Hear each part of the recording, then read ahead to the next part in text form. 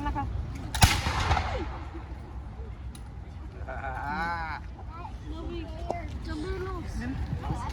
You can come up to the ropes if you want. อ่าฮะ I understand if you want to stand and shake, however. I Oh. don't blame you. ไม่น่าจะ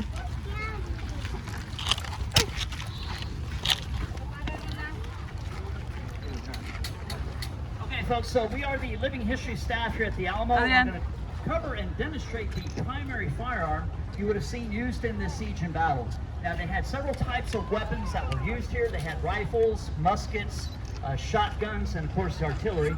But we're focusing on the primary weapon, and that is the soldier's firearm, which is the musket. Now, if any man were to join the army during this time and he was placed in line infantry, this is the weapon he would be issued.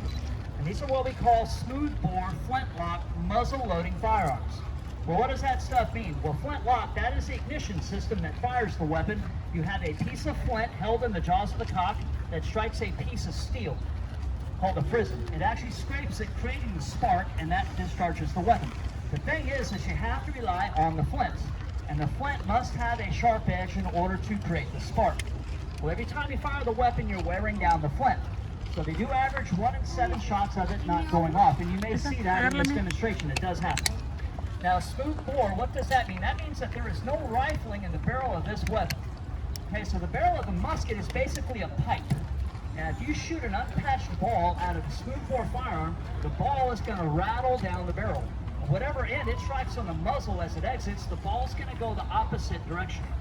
So to prevent that from happening, soldiers would be issued paper cartridges. So this would have the ball and powder rolled up in a paper tube. And the paper is the